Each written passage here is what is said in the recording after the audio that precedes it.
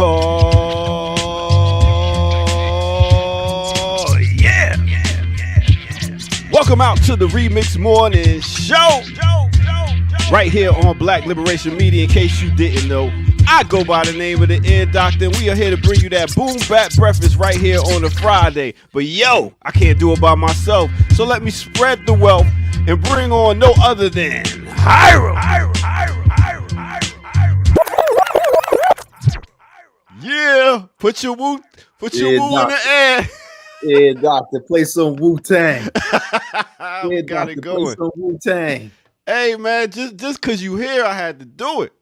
I appreciate it. You know what it is. Welcome out on a Friday on the Remix Morning Show. All my remixes in the chat room just coming up in here. That's right. You know, and you see what you see on the screen. Up top is taking over. That's right. From Jersey, New York, we running things. All right. So what we gonna do today is we got a dope show. We got Hiram. How you doing today, man? I'm good, man. I'm glad to be back on the remix. It's been a long time since I've been on the remix. I think this might be the first time I've actually co-hosted. Oh, okay. Everybody just left me up here by myself. Nice. So, well, we ain't gonna leave you by yourself. This is what we gonna do. We gonna bring some people in. They like to stroll in a little late, but that's all good because we got Dr. Jerry Paul. Hey, yo! First of all, you can't be late if you wasn't even supposed to be here. Second of all, shout out to Hiram Rivera coming through on the remix. This is big. I couldn't.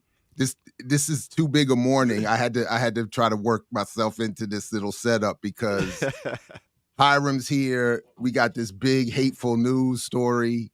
I'm just, so I didn't want to miss it. So I wanted to he said, "I'm not swing by real quick on my way out." But what's up, Hiram? Good to see you, man. It's good, Dr. Paul. So it's good to see you. So it's good to be here.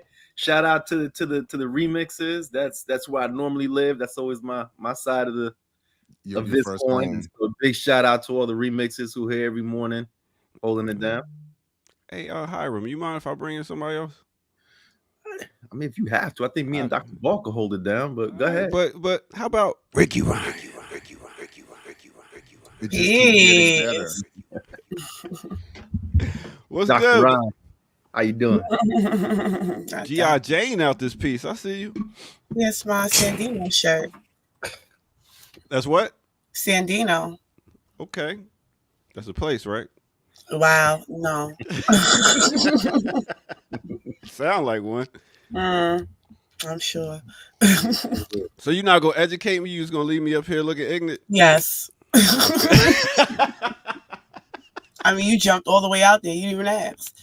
I sure did. Sandino, New Jersey. That's Sandino, New Jersey. It's all good. Sandino's a revolutionary for Nicaragua. So, like, we hear the Sandinistas, the Sandinista Revolution, they named after Sandino. Oh, dude. Learn something every day right here on the Remix Morning Show, y'all. So, bam. This is Freestyle Friday. I don't even know what to do. I'm just going to leave it up to y'all. So seriously, I only have a few minutes. So can we please get to the fun part? Let's go. Okay. My bad. I wasn't even ready. Wow. So the news, news. So all right. He excited. I love it. I am. So I've had this long running issue with my homeboy Michael Eric Dyson, and if to lay out the whole story would really take more time than I have, and more time than we should probably spend on it on this august programming platform. But years ago, when he started doing that Radio 1 show, this would have been the early 2000s. And there was this brief discussion of, will this be a good thing? because we got a Black progressive voice on regular commercial radio. That was the idea. Quickly, it devolved into something else, I think.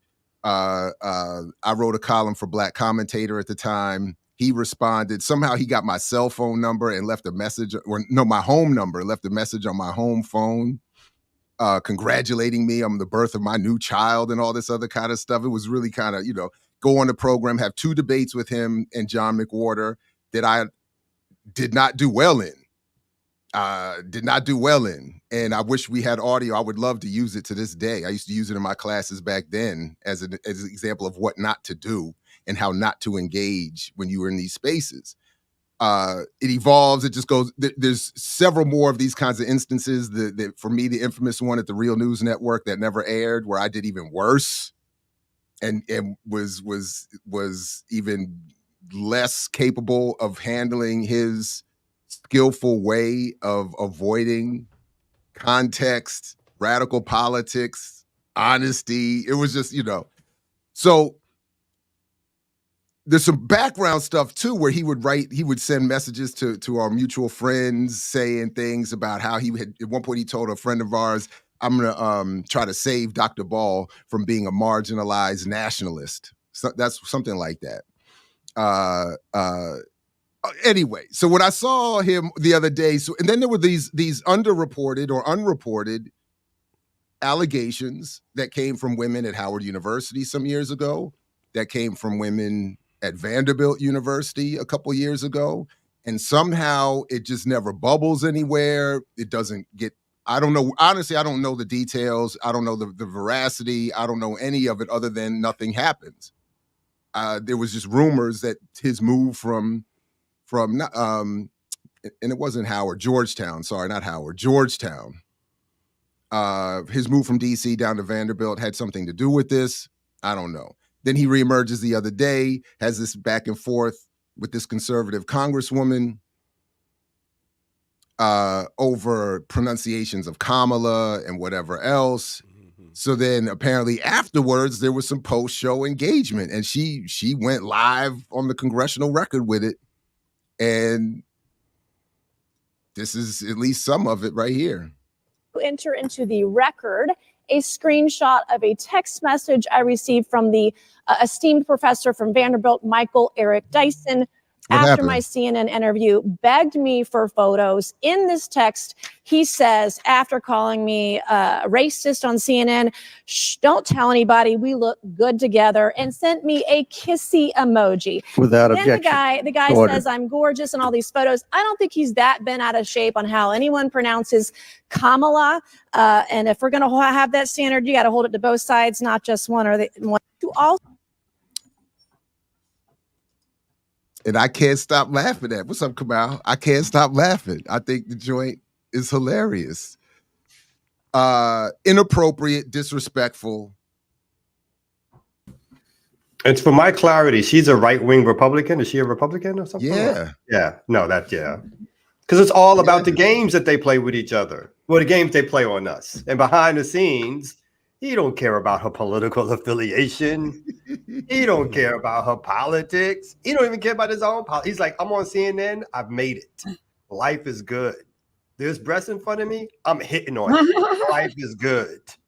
That's all he cares about.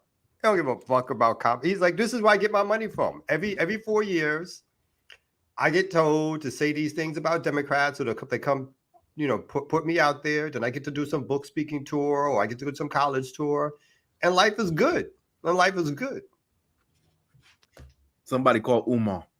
Oh man, please! I need Umar's thoughts on this. This has got to be yes, power structure setting up Dr. Dyson. No, they're already in my comments, Hiram. Oh, that he was set up? Yeah. Doc, wow. You should know better, brother. The history of white women setting up black men. That's what I said. I said, my guy. And then he said, he ends his comment, this one comment, he says, get the hate out your heart. And I was like, never. I said, I said, but seriously, don't misapply that real history to this situation without real, you know what I'm saying? You can't just, I was like, Dr. Boy, you had another comment up there. You had another comment up there talking about you miss 100% of the shots you don't take. I saw that. I wonder who put that one up there. That wasn't me. That wasn't you? No, mine was shooters shoot. Shooters shoot. Right. The poppers pop, the breakers break. Cornell put that up there. Cornell West put that one up there.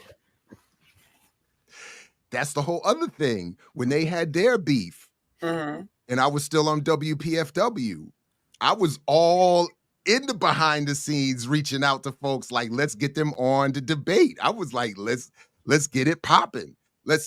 And it was no, we're gonna meet with our common pastor at I think at Howard University. They had a meeting with a common friend preacher, and they all quietly dealt with that until Dyson came out with that hit piece on Cornell West around the Hillary Clinton campaign some years ago, and apparently got paid a nice per word for that.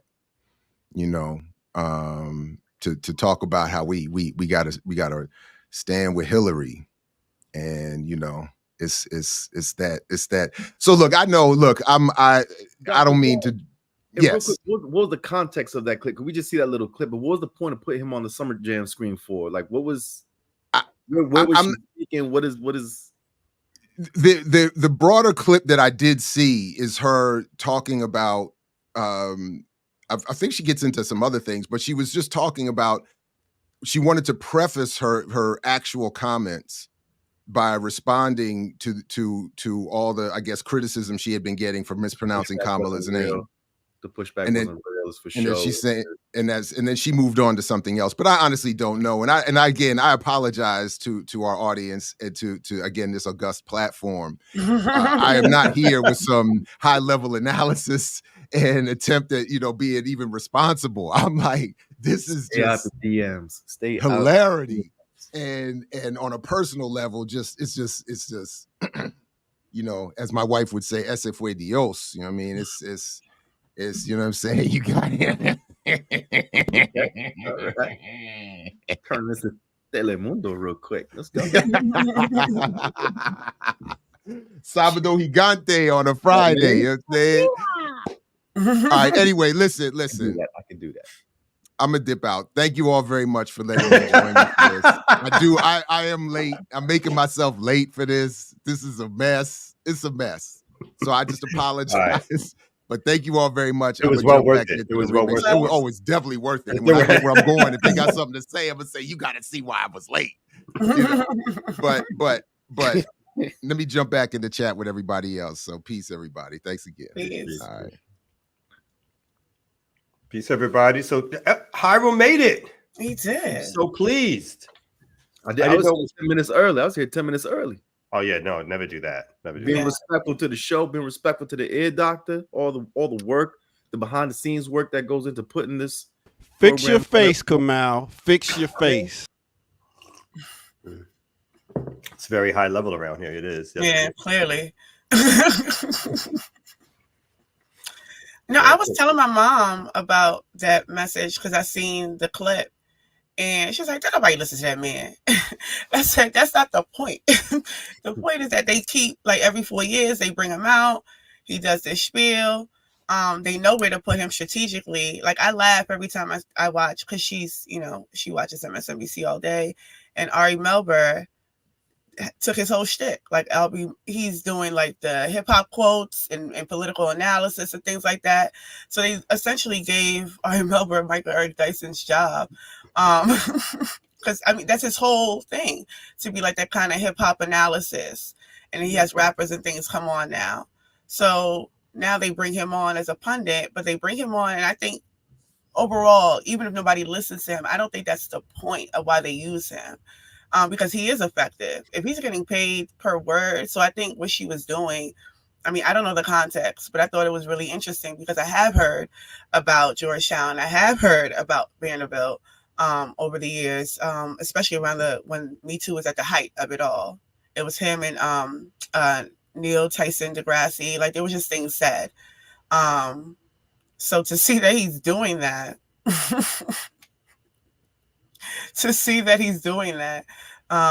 think it's interesting. But it also, to your point, shows that everybody's cool. Everybody, like, how you get her number? Yep. Mr. Cameras off. Good show. Right. It was like they just got finished calling each other names. It was Instagram though. No, I think it was a DM or something, right? Or was that text? I think it was yeah. She said it was a text. Yeah. Yeah. Yeah. After the lights are off, everybody's shaking hands, getting a beer with each other, chopping it up, talking about what next show they're going to have, where they're going to be next, whatever. And then as soon as the lights come back on, they'll name call, they'll drag the other person's favorite candidate, whatever it is. But for some of them, that's what they do. I'm not sure for others who are more ideologically pure, particularly on the right, not on the left, particularly on the right, is that, yeah, she got them DMs and she's like, I would never, but thank you so much, right? She's like, thank you for this, because now I'm going to expose your ass, right? So good for her. You know, like why? Like what idiot would do? Again, something you just called the woman a racist online, and maybe she's not part of your as much as your little game as you've been over the last 40 years, right? Maybe whether I like her politics or not, she takes them slightly more seriously than you obviously take what your supposed politics are, which are obviously like, you know, whoever is the highest bidder get your talking points that week or whatever. So do y'all already did like the daily chop it up? I'm here early, you know what I'm saying? But Jared just came on. No. You all came on and Jared hopped right into the scandal. So Hiram, thank you so much for joining. I don't know if this is going to be a regular basis. You know, I asked Hiram if he had some time to come on to chill with us for a little while. I don't know what his time holds. Like he may not be able to stay for the whole show, but hopefully he will be. As folks may also know, we got some special guests coming on. I'm still going to call him Ajamu. I know that people are now using that new name for him, which doesn't sound like the name I've known for like 40 years. But Ajamu Baraka is coming on later on to talk about, I'm not sure, what is he expounding about? Do we know for sure? Yeah, what's happening with Africa Stream and Uhuru and just the overall profession. Okay, and is that I think he just came back from a trip to the Middle East, as we call it. Yeah, good. Okay, so we'll talk all about that, and then earlier than that, at about 8:30, I think we have another guest coming up to talk about the death penalty and a brother who is actually facing death really soon. So that's going to be a segment. In between that, we're going to get to some news and some other things. But how are y'all doing? Good. Today I had to do the drop-off thing. I don't do that on Wednesdays. I put them on the bus on Wednesday, so it was a little hectic. You know, I got my eyebrows on. It's a lot. I'm on the screen. But I am here. Thank you for coming by. Thank you. Like I did my drop-off, and mine actually went a little better. They moved the body that was there the other day, so that helped. There was an actual dead body on the road the other day. Yeah. So for whatever reason, it made everything faster today. So yay. Rest in peace to that person and condolences to their family. Yeah. That too. Yes. I don't want to leave that out. Mocked on YouTube this morning. My bad. Yes. I don't want to. Yes. All those good things for the family and that the road was clear. All right. That's what I'm talking about. So, I guess we could go ahead and get to a quick break, and then we'll come back, chop it up a little bit more before our guests come. Or you want to keep it going? Because it's Freestyle Friday now. It's really no structure. There's always structure. We kibitz a little bit. Listen, Freestyle whatever. Friday. I might be here. I might not. I might do a break. I might do two. Listen, who knows?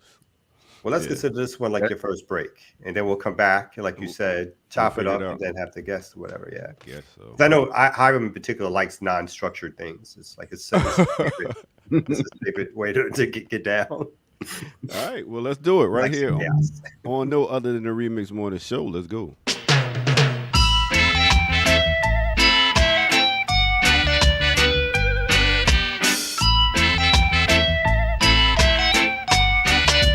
Remix.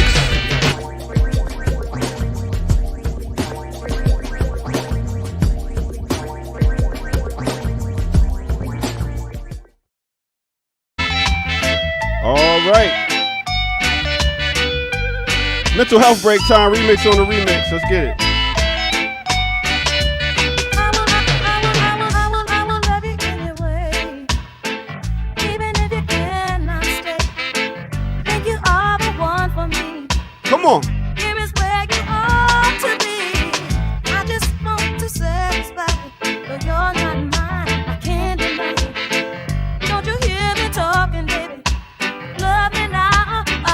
crazy. Oh, sweet thing. Oh, you know everything. Oh, sweet thing. Oh, you know everything. All right, let me take you to a time and place. Let me take you back to 1977 with Aletha and Donna off that single Up Top Ranking. And that song is Up Top Ranking. Mixed with a little bit of 1975, great year when I was born. Mixed with a little bit of Rufus and Shaka Khan off the album Rufus. And the name of that song is Sweet Thing.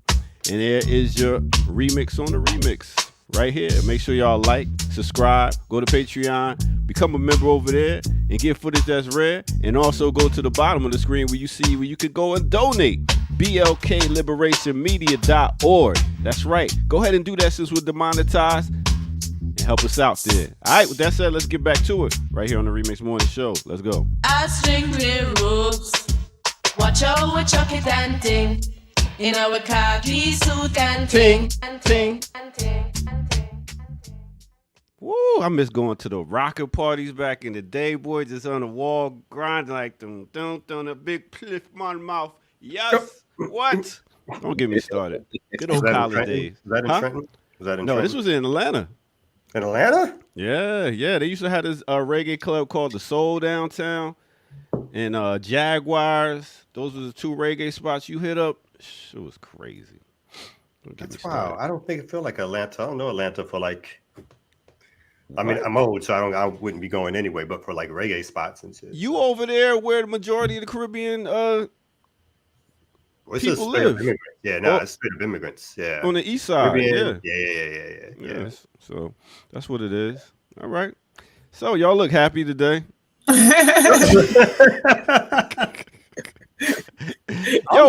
I'm happy. What's all this? I seen a lot of stuff going on this train thing up in New York. Y'all talked about that already, or it's something new that just developed? No, we talked about the actual shooting by the cop in the Bronx, but we didn't talk about the response of the people. Not the Bronx. Where was it? No, it was in Brooklyn. It was Sutter. Oh, I'm so sorry. Yeah. But like you said, people have been responding by organizing and jumping the turnstile. In fact, I'll bring up the footage real quick of this particular one because I thought it was just a fantastic showing of civil disobedience, like mass disobedience and stuff like that, which we always need more of. Like we don't got enough of that going on no more. Well, while you getting that together, I just go ahead and push this news break thing since it's kind of news. No, don't push the break yet. Wait a minute. Right? Wait a minute. Stay right there. Don't leave either. Stay there. Stay right there. Wait. What's you okay? It's kind of news. Be out my pay grade. You're not getting it. You're right.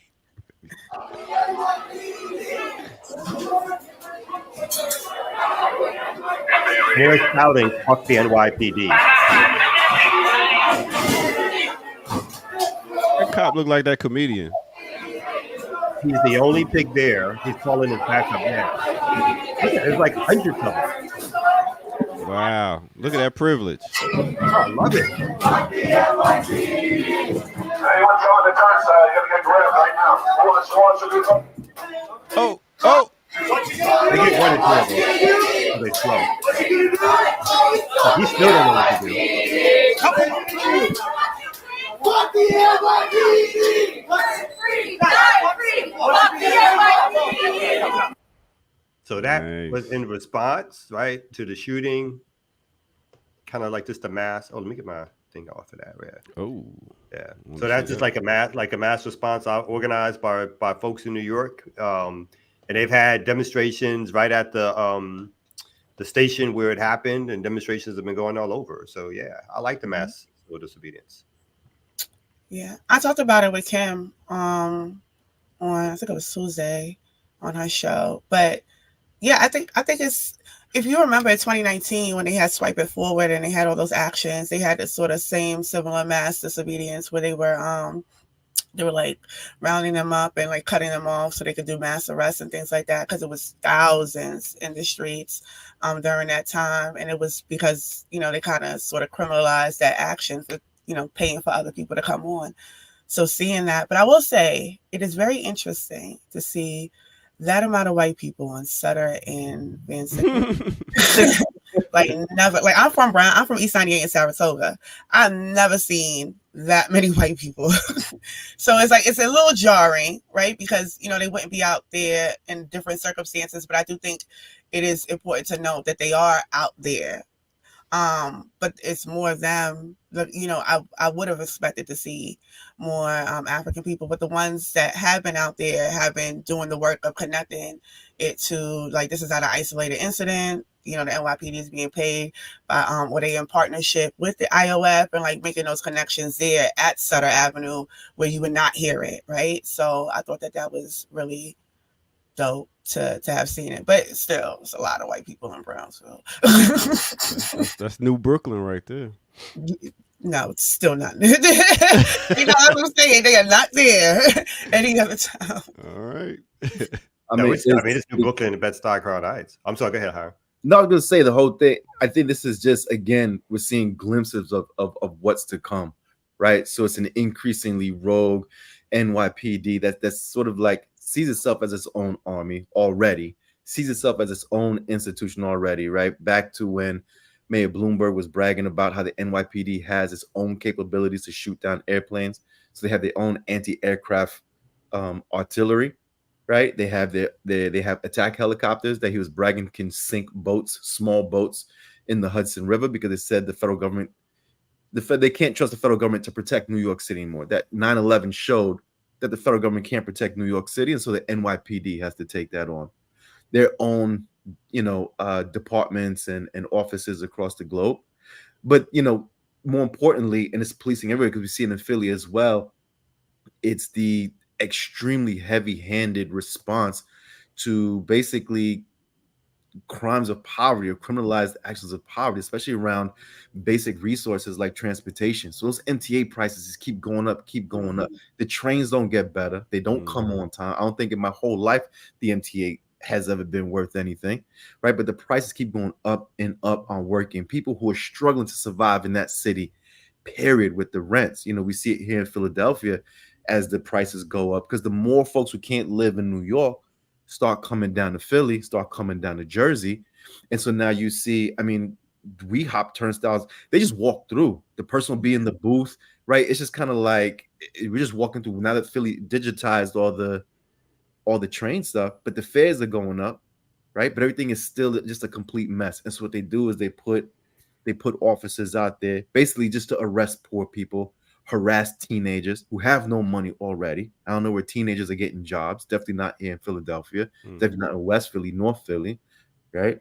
And the response is this extremely heavy-handed approach, because who's holding them accountable? Who's going to say what, right? And as times continue to get more and more expensive, harder and harder for everyday working people, right? The stress on everybody's going to just kick up, and this is their response. And so unfortunately, we're just going to see a lot more people killed, a lot more people injured by these rogue officers who are just going to wild out. Mm-hmm. One of the things that was Kim noted that really stuck with me on that day was the right to movement, right? And the sort of parallels between what's happening here and what's happening in Gaza. Like the fact that they are assigned at those stops as like checkpoints, right? You have to have your fare, like, you know. And I was talking about, like, when we talk about eternal colonialism, or even that framework of domestic colonialism, you can see that play out in Brownsville specifically. Like your doctor was just saying, oh, that's a New York. No, not Brownsville. Brownsville, East New York still look like Brownsville, East New York. Still. They haven't really because what they're doing is building around it. Like you can go to the back, they got a Target back there, they got new homes and buildings back there, but the pink houses are still the pink houses, and Linden Plaza is still Linden Plaza. Like those areas are not shifting or changing. East 98 still look like East 98. So when you see those conditions, to your point, the rent is going up, the conditions aren't changing. You know, they changing the names of the streets. Like we got a Bar Marley Avenue now, but, really? You know, everything still look the same. Brookdale is still the same.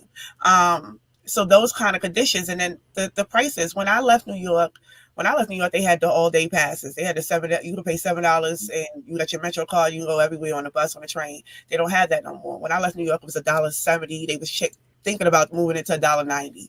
It's $2.90 now. I only left like 5-6 years ago. And I know that the MTA is in deep debt.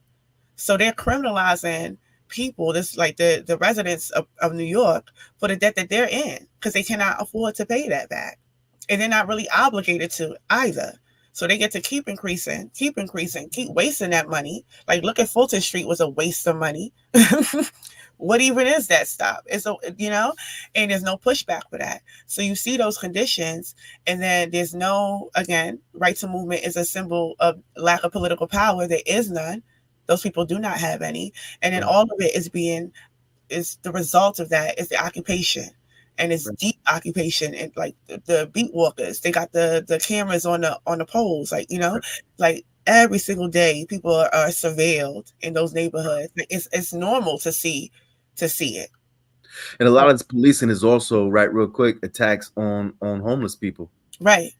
And so here in Philadelphia, once you hit after rush hour, that L train is basically a homeless shelter. And you'll have 3, right, up to 2, 3 cars full of houseless people who are battling addiction, because we have a mayor who has, just committed an open war against folks who are fighting addiction, who are fighting houselessness in North Philadelphia. Right. And so that over policing of the subway system, one, keeping residents in their neighborhoods, in their parts of the city, so they don't come downtown or into Center City. But then 2, right, the extremely heavy-handed response to folks who are suffering addiction, who are suffering houselessness, and have no other way of staying warm, especially when the winter's coming here, right, than being on those trains. Man. Well, what we're going to do here is we're going to make sure this train keep running. So we're going to keep it moving, and we got a special guest coming actually here. So what we're going to do is we're going to get into our special guest segment and rock out with us, y'all. Hit that like button, subscribe, and all that stuff right here on the Remix Morning Show. Let's go ahead and get to it.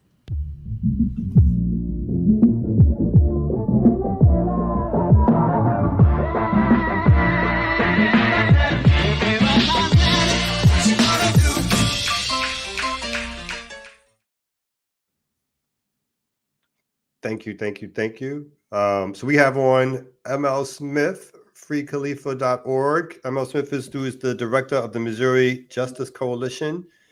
ML, thank you so much for coming on. We appreciate you. I know these are like sort of, I want to call them dire times, but a time of action. And you guys just got finished doing a telethon for the brother Khalifa. Can you give us an update on where we're at on his case? And what's happening right now? Of course. Well, first of all, good morning. Thank y'all for having me on today. And I definitely wanted to clarify, I am founder and director of Missouri Justice Coalition, but I do a whole lot of stuff. So I'm also co-director of Missourians to Abolish the Death Penalty, which is the umbrella of the work concerning Khalifa and others on death row. Kamal, we did the telethon a few nights ago. It went great. Definitely appreciate you and Jackie joining us. It was 3 hours, and it was definitely a very emotional time. And with the case of Khalifa, what is happening now is the state of Missouri is pushing forward in killing a person that not only the evidence proves that he's innocent. Our state understands that he's innocent, right? And I don't think a lot of people understand the dynamics of what's happening, but the prosecuting attorney of St. Louis County is the person that's spearheading this movement, the litigation aspect of the movement anyway. So it's not just Khalifa's defense attorneys, it's actually our St. Louis County prosecuting attorney who is the prosecutor. He prosecutes cases, murder cases, etc. every single day. And in this particular case, his office went back and looked at the case, at the trial, and everything surrounding Khalifa's case. And he said, number one, we made a mistake, like we violated this man's rights. We mishandled evidence. And number two, I believe him to be innocent. Normally, a prosecutor's word, right, in a courtroom is like everything. They always get the benefit of the doubt. But in this particular situation, another legal person in our state, our attorney general, is fighting back against our local prosecutor. And it's interesting because they normally are on the same side. But in this case, the local and the state are adversaries in this. And honestly, Khalifa is caught in the middle because, again, he is still facing execution on September 24th, which is next Tuesday. So I did want to, come on and update everyone. There's a lot of legal, back and forth. There's 3 cases in court right now, one in the U.S. Supreme, one in the federal district, and one in the state Supreme Court that's happening early next week. So it's going to come down to the wire. There are times where people who are facing an execution are strapped down to the table and come within minutes of dying before there is a possible reprieve. And so it looks like that's what we're facing right now. And, with our work in the litigation, we're really just trying to keep that hope that Khalifa will be saved and he will not be killed on Tuesday. Now, we've been at this, I don't know if you've been exactly at this stage before, but he's been close to this stage before, right? Is this, and can you tell just a little bit about what happened last time? Yeah. Of course. So, interestingly enough, this is his 3rd execution date. Khalifa was scheduled to be executed in 2015, and that was stopped by the Missouri State Supreme Court, and they ordered further DNA testing on the evidence. He then had an execution date in 2017, because even though that DNA testing that was done in 2015, 2016, it came back and said it was not Khalifa's DNA at the scene or on the murder weapon. Whose DNA it was unknown, because they didn't actually take the DNA and run it through whatever the FBI system is called. I can't remember right now, but they didn't run it anywhere. They just tested it, found unknown DNA, and that was it. So the court again scheduled an execution date. And in 2017, the then governor, who was a Republican, he actually stopped Khalifa's execution, because when he found, when he was presented with the DNA evidence, he's like, okay, even though this is unknown, it doesn't match this person. So let me, stop this execution and create, it was called a board of inquiry. These 5 former judges, they were retired judges, were brought together to investigate the case in 2017. Now, I will say this, in 2017, Khalifa actually came very close to being executed. I've talked to his son, who told me that the prison was preparing to kill his father. He was sitting there, basically going to be one of the witnesses, and he saw everything happening in the CO, running around, getting things together, etc. And he said the crazy part was they got a phone call, within hours of Khalifa being murdered, and that call was to stop the execution. And he said they were mad. He said the guards pick up the phone, listen to whoever told them that it's not going on. They slammed the phone down, and they literally had an attitude because they were not about to kill a Black man that night. So it's just an egregious situation overall. But yeah, this is the 3rd time, and they didn't give up in 2017, and we're definitely not giving up in 2024. So, and in terms of the coalition, from what I know from the outside looking in, your organization, the family, have sort of been the backbone of this work to keep this this issue even alive. And I don't think Khalifa is that a well-known individual in terms of what's been happening. And it's only been lately, it seems like some of this has been breaking through to quote unquote mainstream media. But it feels like it's been a state/local issue. Can you talk a little bit about some of the tactics and strategies that you guys have used to try to bring this case to light so that people can hear more about what's been going on and what people can do, of course? Of course. Thank you for that. So, we've just been trying to pull out all the stops. I've been reaching out to a lot of people, a lot of influential folks. There are efforts to get more quote unquote celebrities to speak out. I don't know how successful that's been thus far. I haven't really seen anything. But as far as in our community and on the ground, it's definitely been a ground game here. Again, with this not being Khalifa's first execution attempt, there were folks back in 2017 who were in the streets for him. And so, I've reached out to those people, and they have been supporting all this work. So these cases is really about just getting the word out as much as you can. I will say this time we were able to bring on two Black women who are public relations specialists. And they have been such a help for me, because it's a lot of media, it's a lot of calls and emails and, wanting to talk and wanting updates.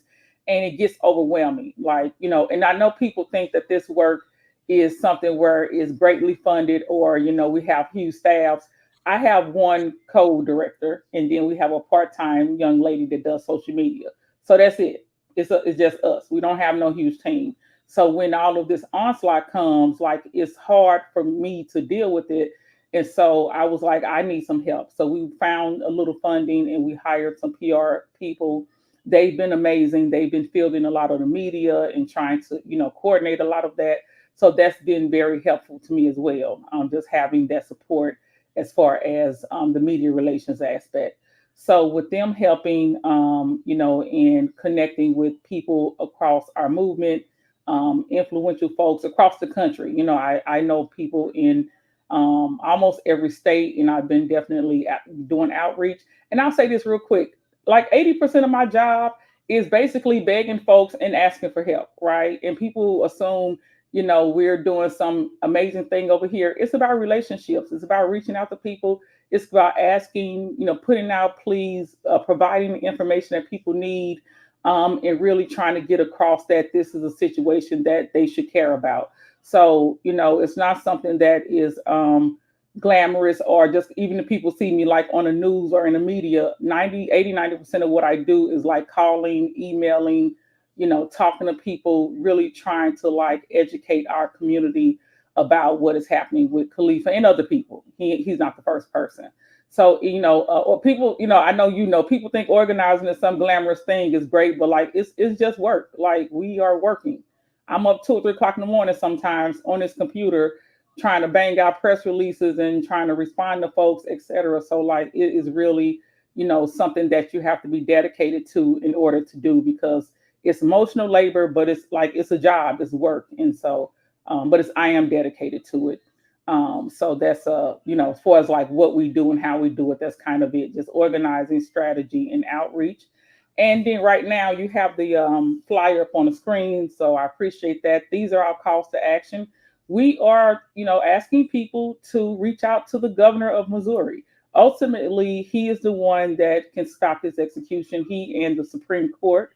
But we can reach out to the governor. So we are asking people to reach out to Missouri Governor Mike Parson, who, you know, has the ball in his hands. And if there are questions about this execution, it shouldn't go forward. So all of the info is there. And then, of course, people can get it on our social media, and also on freekhalifa.org as well. So go ahead. Yeah, real quick. I was just gonna say, come out. You know, for the folks who are watching the show right now, you can sign that petition right now. You can send that tweet right now. I don't know if you can put it back up on the screen real quick. Come out if the folks don't have it, right? But as you're watching this, right, don't hold off. I'll do it later. You can do it right now as we're speaking.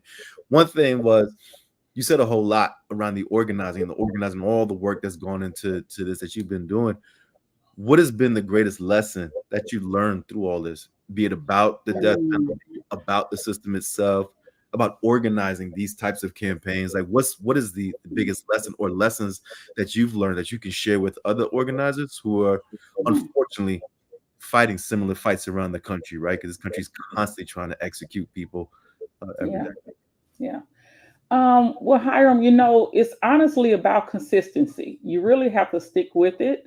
I think that, you know, it's dealing with the system. I mean, you know, white supremacy, the whole 9 yards is not an easy thing for any of us, let alone organizers. So we have to be consistent and we have to keep pushing forward. So I definitely would tell, you know, younger organizers or people getting into this, we all want to make a change. You know, we all want to help. We all want to, you know, be a part of some grand campaign or movement that really changes how the system behaves, right? But the reality is, it's consistency, it's incremental. These things are not going to be amazing overnight. It's going to take work. And so people really need to understand that and not necessarily get discouraged because, you know, they are not making great gains immediately. These things literally take months and years. This system was not, you know, built and done what it's doing to us overnight. That's right. And we're not going to dismantle it overnight. So it's definitely consistency. And other than that, what I'll say as far as my lessons that I've learned and I'm continuing to learn, And I'm just keeping it 100% right now, right? Overall, us people, community, Black folks, etc., we love bullshit too much, right? We love to engage and to focus on things that are asinine that really don't affect our everyday lives. And we focus on that to the detriment of the things that do affect our everyday lives, like the things that happen with celebrities. And I get, people have listened to folks' music or whatever the situation is, and they've been on their TV screens, for years. But that does not affect most of us on our everyday life. It just doesn't. And I'm thinking about the stuff going on with Diddy, right? And he's been a horrible person for fucking decades. This ain't new. But for the most of us, that's not affecting our everyday. Like, I have seen over the last few days, people write entire damn dissertations, taking up their time in their lives to talk about somebody who is so disconnected from them, and what they did has nothing to do with their everyday, but the things that are happening in our community every single day, right? Like our government's building cop cities, because that's going to affect us, right? They're going to be killing more niggas. Right. All those things, we pay less attention to that. And it's just like, okay, but everybody think they woke, and they think they got their own minds, and they think for themselves. No, you don't. You go with whatever media tells you, when it's hot and trending, etc., when it's BS, you fall for that. Because if you didn't, you would be talking about things like cop cities, things like the maternal, recently two Black women in Georgia died because they couldn't get the reproductive care they needed. Right. And I actually saw a woman post recently about how Black men need to amplify the issues of reproductive health and maternity, death rates, etc. And that's true. But guess what? Black women need to do it too. I mean, Black women paying 10 times more attention than Diddy than they are to them two Black women in Georgia that's dead. So it's just like we have so much that we need to be focusing on that harms us every day, but we give our attention to Lil Wayne in the Super Bowl shit. It don't matter if that man, whoever the hell performed at the Super Bowl, it ain't gonna do nothing for you.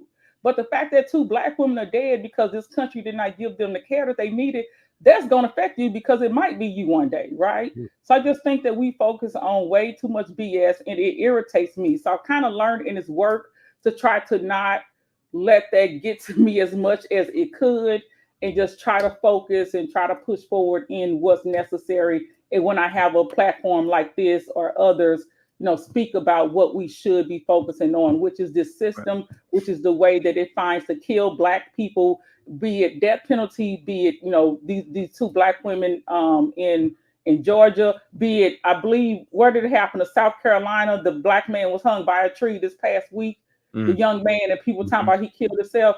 Like, all of these things are interconnected. This is the way they're genociding us, and we need to focus on that. So I really try to bring that back when I can, because we get lost in the sauce and all of these other things that really don't affect us every day. Yeah, and I was gonna ask if I could ask another question. Come out. I was gonna ask you, right? How do you all overcome that? So at the community level, especially when you're talking about something like death penalties, where folks automatically assume that person must have done one, they must have done whatever they did. Two, it must have been so heinous that it's deserved, whatever they're getting, right? On top of the being flooded with all the Diddy freak out stuff and all the stuff that you just mentioned, how do you all overcome all of that noise, all of the propaganda, all of the way we've been socialized to look at prisoners, to look at incarcerated people, especially those on death row, to try to achieve your goal? Because obviously it's working, right? If I've heard about this all the way in Philadelphia, and folks have heard about this across the country, your organizing is working. So how do you all overcome all that noise at the community level and are able to push back against it and bring folks onto your side? Well, I'll say overall, and thanks for the question, I'll say overall, it is about educating. It's about talking to people. It's about getting out there and having these conversations and connecting with people like you and Kamal and Jackie and Jared and so many other organizers that I've been able to connect with. So people on the ground that are in communities that are having these conversations and these meetings and really, connecting with our people, because people appreciate me because I show up exactly how and who the hell I am, right? It don't matter where I am. This is who I am. And I bring the reality to us. And the reality is the capital punishment system does not work. the reality is prisons do not work. I mean, we've had prisons for how long, and we still have quote unquote crime, because crime is dependent on who creates it. So we still have these issues in our communities. So, you know, a part of my work is educating our community, connecting with other organizers who are doing similar work and in our communities every day, trying to help our people and educate them about how the system works, what the system is, and what it is not, right? Even after what happened a few months ago with Sonia Massey in Illinois, in Springfield, that was an educational point, right? Because people are scared sometimes and need help. But I tell people all the time, the worst thing you can do is pick up your phone and call 911. Like, that's literally the worst thing you can do when you even are in that situation. But creating community around you where you have people to call, right? Where you have support. So it's really about educating our people, getting out there. I have, in the last like 3 or 4 months, been home maybe 5 to 7 days per month. Like, I've been traveling a lot. Going everywhere. We were in Chicago not long ago. We've been in Atlanta. You know, it's just about connecting with people, doing the work, and then getting out and talking to our community members, educating them, seeing what they need, and debunking those, you know, perspectives. When people say, "Oh, the death penalty work," no, it don't. So I actually have statistics and history behind me, right? Nobody has history and statistics to say that death penalty has stopped anything, because it has not. Right. But so that it really is. It's about communication, talking to our people, educating them, and connecting with those people on the ground doing the work, and you know, pushing forward our message to our folks. And it has worked and continues to work, but it's hard work. It's not easy, as y'all know, I'm sure. And so again, consistency. We have to keep with it. Amazing. Thank you. Yeah. So really quickly before we go, we're going to wrap up. But I want you to tell the people, maybe like in a minute or so, like who Khalifa is, just so folks can understand who this person is, whose life they're trying to take away at this stage. You know, I smile every time people ask me that question, because I get one thought. He is very caring and considerate. So Khalifa's had last month in August 2 court hearings. One didn't happen, so they had to reschedule it. But you know, they brought him to court, and again, this is his life on the line, right? And so after both of these court hearings, the first one, he called me like an hour later, and I answered the phone because I didn't think it was, because I get calls from prison all the time, right? So I didn't know who it was, and he was like, you know, hey, and I'm like, who is this? He was like, Khalifa. Like, he was offended. I knew who he was, but I'm surprised he had called me. And I'm like, you know, yeah. He's like, I just checking on you, you know. And I'm thinking to myself, you're checking on me, but you're the one they trying to kill, but you called and check on me. But that's just the person he is. He's very caring, considerate. He's an actual imam of the prison that he's in. He's been a Muslim for many years. He's very faithful and devout, and he's a spiritual advisor for so many other men. And so he's always concerned about his family, his friends, you know, people like me, because he knows the work that I do is hard, even doing it for him. So he's always concerned about how everyone else is. And that's truly the person he is. He's very strong and, you know, very stoic and devout, and just an amazing person. And we would truly be at a loss if we did not have him on earth with us. So we will continue fighting for him. Thank you so much, Emma, for coming on. Those flyers you're going to be able to see on all of our different social medias, Black Liberation Media. You can see those flyers, so people can, again, as Hiram suggested, call, write, text, all the things that folks are asking you to do. It's a small way that we can try to keep this brother alive. So thank you so much. And I'll send you the actual links as well. Okay, perfect. We'll make sure it's in the run of the show and everything else. Thank you so much. Okay. Thank you.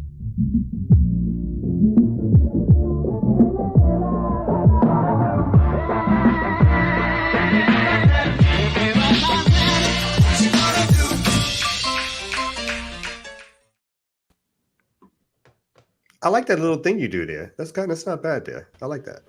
Well, you know, no, I don't. Yeah. Let's give you a compliment. Let's give you a compliment. I thank you. Appreciate it. Yeah. Let me take it. Yeah, I was gonna say it's a little lackadaisical as a response. I was trying to throw you something, you know. Alley-oop, and I ain't even catch it and slam dunk it. Appreciate it. Yeah, thank you. Yeah, you're welcome. You so welcome. No doubt. So we supposed to have I was gonna have a little guest for the next break, but they're not able to make it because they're so busy organizing right now. And what are they organizing? They're organizing this event I'm doing this weekend. We talk about the Veggie Taste Fest. That's right. It's going down Saturday from 12 noon to 6 p.m. My girl Naime, she's been doing this for years. So if you're in Atlanta and you wanted some good veggie food, vegan and all that, come on out. Holla. All right. I thought when you said that at first, I was like, Ajamu can't make it because he's organizing a veggie fest thing. I'm like, what's happening? That was the first thing you said. What? Nah, that's it. So yeah, I believe he's coming at the top of the hour. So I guess until he comes, I guess we can get into another story. Want to do that? Well, that's not what that's for the next interview. So that's not the story. So if y'all have one, yeah. But I did want to say that was a really good interview with ML. I was listening in, and then I was also thinking, Kamala said she's absolutely not getting rid of that death penalty. So that's another struggle that we gotta consider. No, I thought that was a great interview. I thought she gave a real quick a real succinct and just on point breakdown of what organizing actually is, especially the part about being consistent, about being engaged in community with folks who don't agree with you all the time, right? And doing that necessary work of pushing, right? Educating and pushing on them and just sticking with the task. I thought that was a very quick master class in organizing that she gave effortlessly. Yeah, I think so. I was I'm trying not to reveal names. I was talking to somebody and they were talking about protests, and it's like, oh, that stuff is just such a waste of time. What we should be doing is kind of preparing go bags and all that kind of stuff. And I just said my head was spinning. Because again, I do understand that the prep needs, right? That makes sense to me. But there's no way that you should think, in my humble opinion, that the essence of our struggle is not going to also be in organizing and rallying and getting people to understand the issues of concern, challenging the state where we can, trying to show our strength by getting people out there to challenge the state. So I just think those things are so essential, but they always get either, to be blood shitted on, or people are always talking about how that kind of work is either passe, or they're going to do these other things, which are really like these internal kind of things, like they're little programs that we can do, and again, that we should do. But they don't take the place of organizing campaigns, canvassing, reaching people, trying to get people in the room to talk about the issues that we all have and figure out ways to either solve them and or challenge the state who has the resources to solve them, and or using the resources to punish us more. So when I just knowing ML for the brief time in which I have really gotten to know her, she's inspirational in that sense, where I feel like she does keep it moving and going. And understands that everything's not going to be mass. It's not like it's going to be thousands of people out there at every campaign or whatever. And if it's 10 people or 20 people or 100 people, that the work is still valuable. It needs to happen. So yeah, I salute her and all the organizers out there. Yeah. And she didn't get to go into the stats that she talked about in the history, but the more folks research the death penalty, you see, right, just how disproportionately it's used on Black people and people of color, just how many innocent people are always executed, just how many botched executions there are, right? It's not a seamless process. There's a number of ways that the state has revived medieval torture techniques, right? And just how many botched executions they have.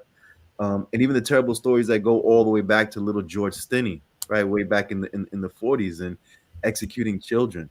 And children who are too small to even sit in the electric chair, and just the absolutely grotesque consequences, right, of putting a small body in that chair.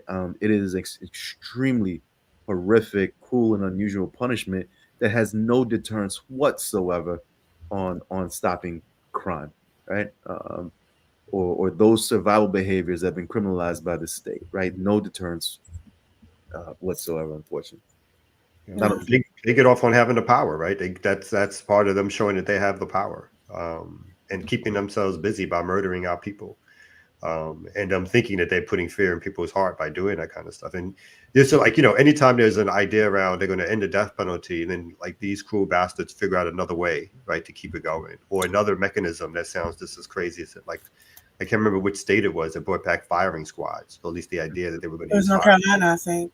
Yeah, I mean, on its face, it just sounds like, quote unquote medieval or crazy. But this is the modern day thinking of folks that they're going to use firing squads to execute people.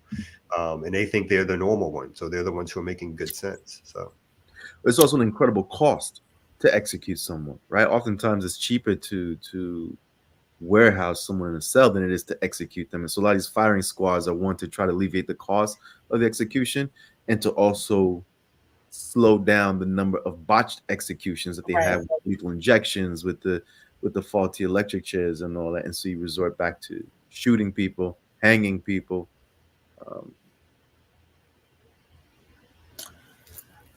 To your point, Kamal, though, about protesting, it's a very interesting conversation. I feel like we're finding ourselves in, especially in the last 11 months of mass protests for Palestine.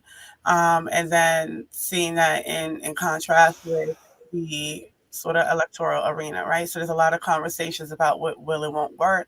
And one of the more intriguing things is like that's coming from people who haven't even tried it, right? So they're just observing it and making a particular commentary about it because, there is criticism to be made about mobilizations, constant mobilizations with no particular objective, right? But everybody engaged in a mobilization is not engaged without an objective. So you have organizers and organizations that are out there in those mass protests that are signing people up for things, that are people, propaganda, that are engaging folks who are, seeing this and, Palestine and what's happening in Gaza is pulling on their heartstrings, but they don't even have the context, right? So it's enough to get them out there on the street, but they're not being engaged, right? But that is happening on some level, and you're seeing that as they get bigger and bigger and bigger, and you're seeing people, from there join organizations or start to come to town halls or teach-ins, things that are not just mobilizations. And when you see that occur, you have to understand there is a utility in that. But I just think that there's just so much criticism about what doesn't work from people who have not even tried. The other things that everybody who engages in a mobilization is not organizing, but yet they think they are.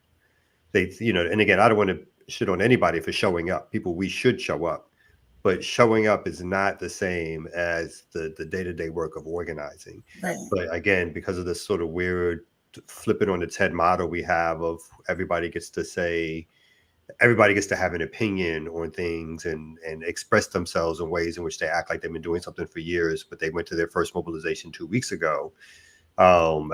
People get to criticize, and then again, really shit on the organizers in the background who are doing a lot of the work to bring some of these things to fruition. And like you said, doing the groundwork that laid the basis for some of this stuff to happen, or what's the next thing that can happen with people.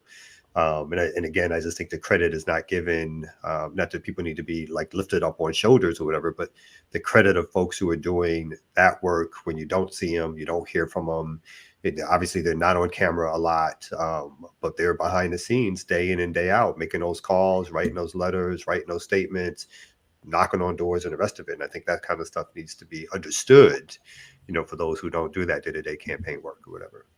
Did you say giving credit and lifted up on shoulders? Yeah. Okay. That's when you came in. Oh, okay. I was just wondering, That was the perfect segue. You're correct. It's transitions. That's what DJs do. All right, so what we're going to do is we got a special guest coming up again. Listen, this is a Power Pack show right here, so y'all better tell a friend it's on again. We're going to take a quick break, and then we're going to come back with another special guest right here on the Remix Morning Show. Let's go.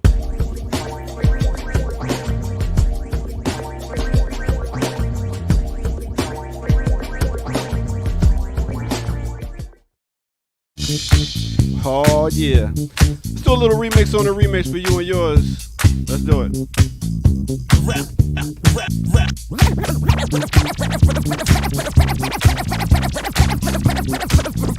Rap the game, taking over your circumference, destroying negativity and suckers that come with the weak, the whack, the worst, the poor, thrash, back, and then more. Love the scenery, I reign supremacy. You need a savior to save your soul on me. I play rappers like a haunted ghost and stomp them out like a wanted roach. I sling the play, they decay, I blow with always a doorway. Cause I don't play, attacking like a psychopath, breaking rappers in half, and feel wrath. Okay. All right, let me take you to a time and place. Let me take you back to 1978. with A Taste of Honey. Off their album, A Taste of Honey. Name of the song is Boogie Oogie Oogie. Mixed with a little bit of 1989. We're talking about Big Daddy Kane off his album, It's a Big Daddy Thing. Name of this song is Rapper Kane. Make sure y'all hit the like button, subscribe button. Patreon.com. Go back to our website, which is blkliberationmedia.org. All right, with that said, let's get back to it right here on the Remix Morning Crew. You know how we do. Let's get it. There's no time to waste. Let's get the show on the road.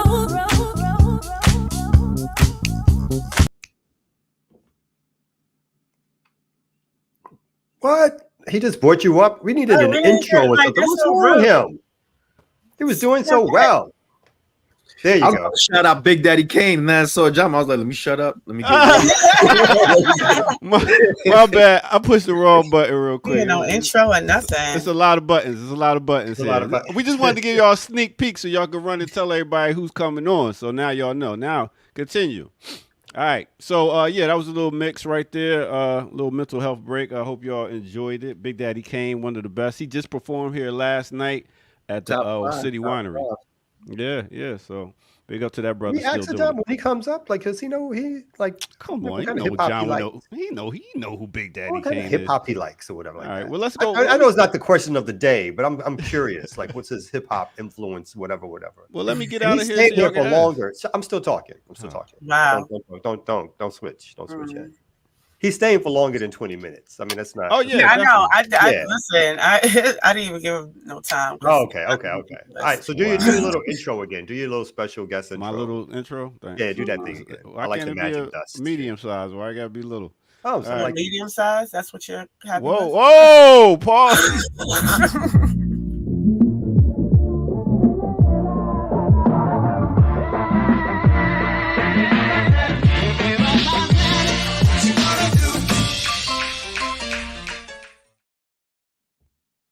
Yay.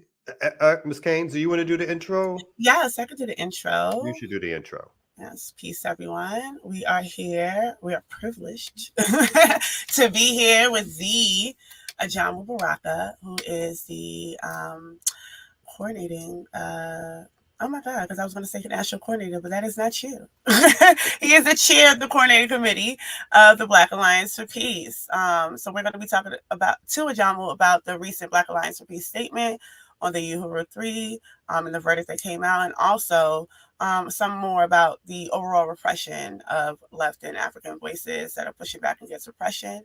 And Ajamu, I also know that you are just returning from Iran, so we want to also ask you some questions about that. And I do want to sneak in a question about Mehdi and Jill. You have many things. So we got some things to talk about. But how are you, Ajamu? I'm doing well. Thank you so much for inviting me. And I kind of assumed that the ear doctor had made the connection between Big Daddy Kane and myself. That's why he clicked that button. See, because that is my error in a way. So. That's where we were coming from at that point, before, things got corrupted. So, no, I'm glad to be here. Right. We have a lot to talk about. And we definitely can stay a little bit longer than 20 minutes, but, and we have to, because there's so many things happening, so many things that impact our people and impact the world. I mean, everything is happening so quickly. I mean, things we talk about, and decisions we make on a Monday sometimes get changed the very next day. That's how fluid and dynamic this moment really is. So I can start by putting the statement up, and we can maybe starting with the Uhuru 3 decision. Yeah. And you, Ajamu, you were there at the court. You guys do have a statement out. What should we learn from what just took place? Let me start with that way as a good way to start it off. What was reconfirmed was the seriousness of the state in targeting Black liberation forces.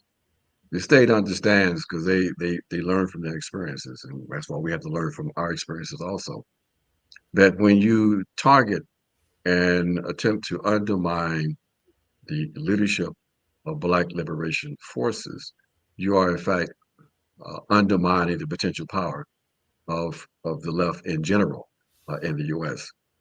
And so this prosecution was, in fact, sort of a shot across the bow, if you will, of the Black liberation movement and the left in general.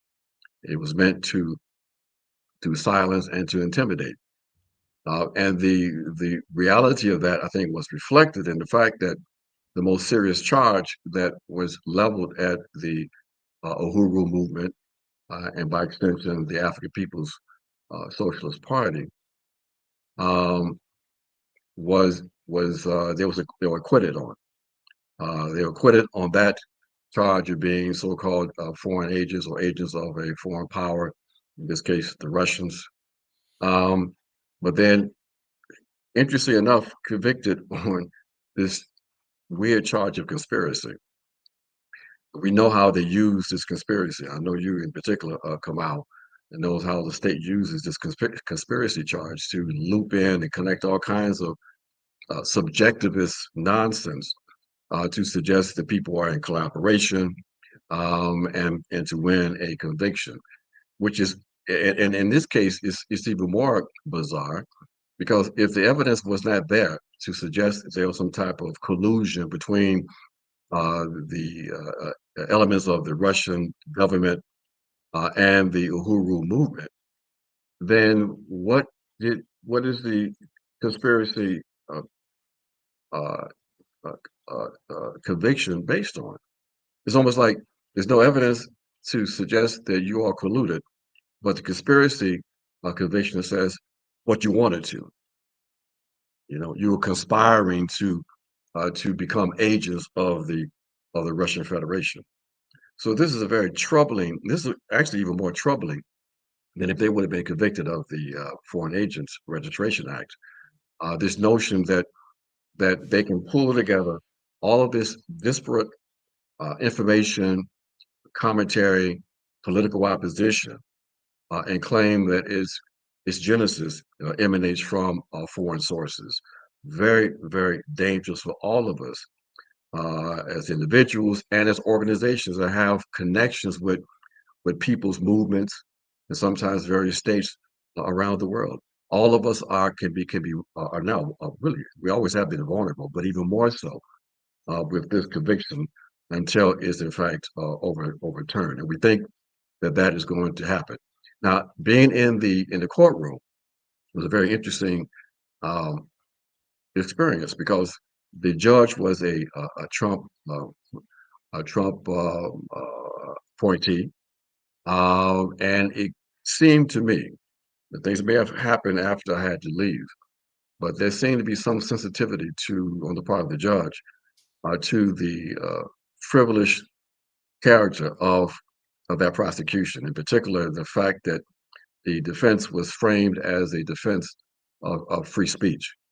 And we know that the kinds of moves being made by the neoliberal state against the Trumpian right and the sensitivities that have now developed among that element, that seemed to be somewhat reflected in the attitude of the judge, at least initially. So it was a very interesting thing to watch unfold. Those first few days of testimony clearly revealed that there was nothing there. There was nothing there. They were bringing in all these FBI agents, these specialists, who talked about the process of gathering information, but couldn't really nail down what this specific element was supposed to be to indicate some type of collusion, instruction, direction, or whatever coming from the Russian Federation. And so, you know, this is what we have to be aware of.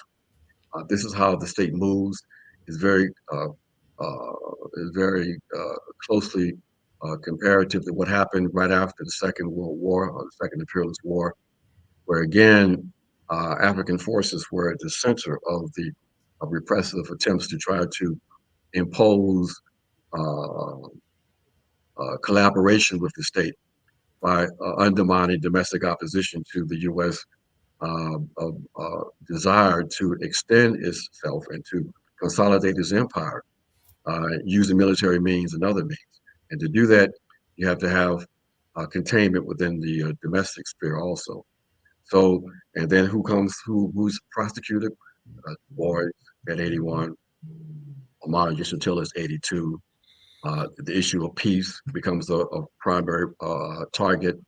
You have elements of the left who were prosecuted as because of their membership in the Communist Party and their desires to raise issues like recharge genocide.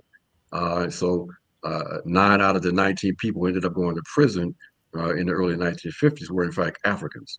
So this kind of containment process, this kind of intense repression, targeting the African community and African revolutionaries is part of the playbook. And that's what we see unfolding today. Mm-hmm. To your point, 1951, W.E.B. Du Bois, Paul Robeson got his passport taken.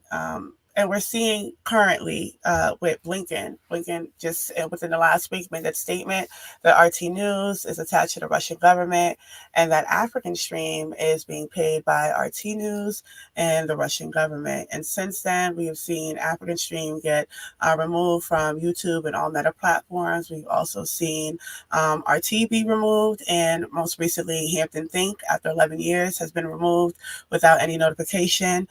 This is something that we've seen also at the height of the Ukraine proxy war in 2021. By Any Means Necessary was removed from YouTube. There was a plethora of platforms that were removed from YouTube with no wording. There's a lot of platforms that have not returned to YouTube or Spotify since. So I just wanted to know, in terms of what we have seen, this historical precedence that has been set, and then what is happening with the Uhuru trial in terms of conspiracy. All of these platforms that have been removed that are left-leaning or African-centered or some kind of Pan-Africanist, Black internationalist perspective, there's no evidence of anything. They have provided no evidence. They have shown no evidence. So what does this mean in the context of what we're seeing with this conspiracy charge with the Uhuru, where they also have no evidence of that, but can say that, there was a plot too? And what does this mean in the context of Russiagate? Russiagate, in fact, was the foundation. Russiagate provided the conditioning process for the people of the U.S. To begin to accept official narratives and the construction of those narratives as a process or a result of a collaboration between state agencies, the intelligence agencies, and elements of big tech and the media. And so this reflects the kind of panic that we see coming from the authorities as they see themselves as a grip on their own empire and their ability to influence the public, both in the U.S. and globally, slipping. And so the response then is to try to constrict the flow of information, to determine what information is acceptable to be disseminated, and to criminalize opposition, speech, assembly, et cetera, et cetera. So their conspiracy to do this, their coalition is seen as the legitimate coalition to protect the interests of empire. And those of us who are in opposition, who are dissidents, who are attempting to protect and to expand and redefine the range of human rights and what in fact are human rights, and who believe in the possibility that we can eliminate the scourge of war on this planet, we become the targets. We become the domestic terrorists. And what that means is, and what people need to be reminded of, is that in fact we are on a war footing. That the state has decided that it is going to, is waging war against us.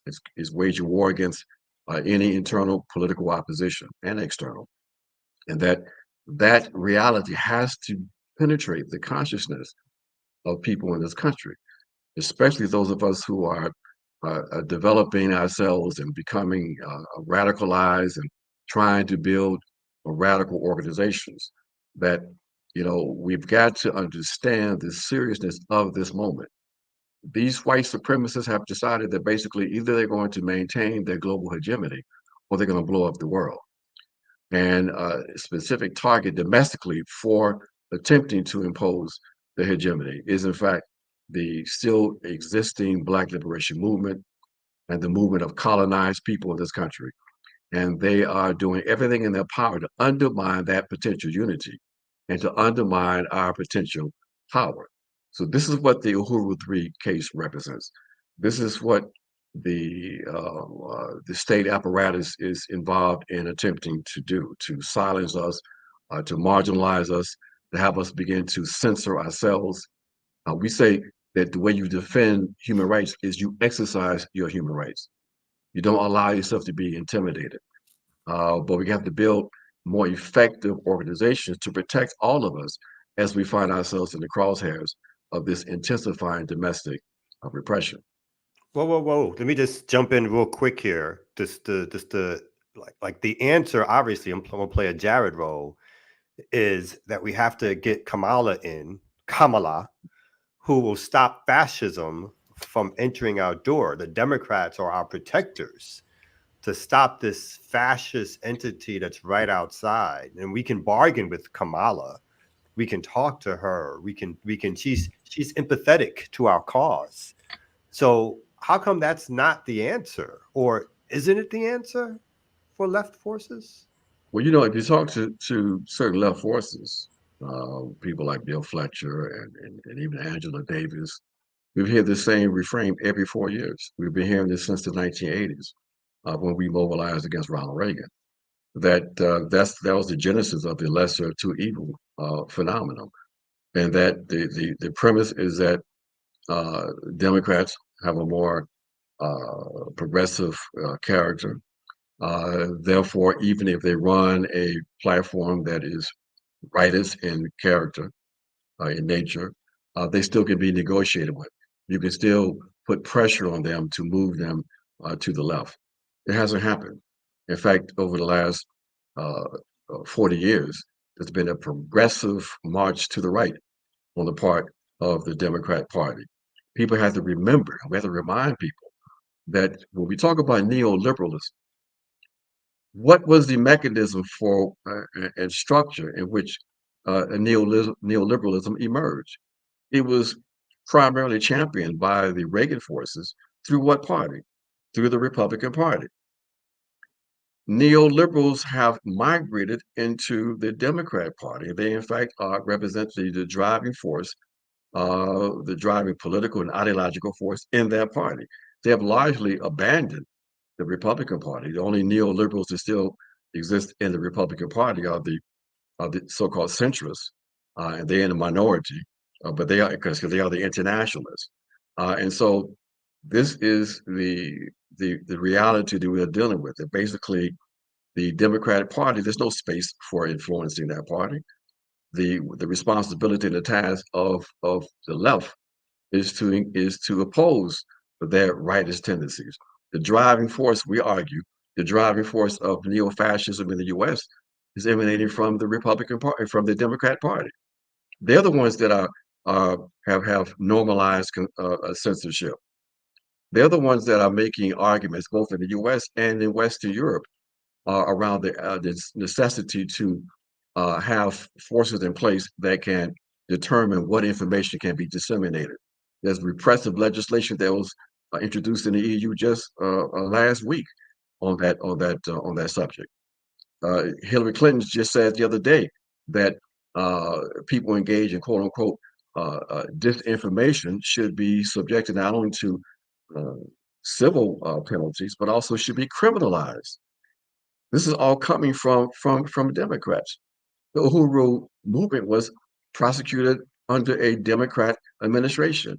The Obama administration, the Obama Biden administration, they were responsible for the prosecution of more journalists and whistleblowers under the Espionage Act than all of the previous presidents combined. It was under the Obama administration where you had the normalization of the chief executive, the president, making arbitrary decisions to murder other U.S. citizens. Obama murdered 3 U.S. citizens, including a 16-year-old child, the son of Anwar al-Awlaki, with no consequence.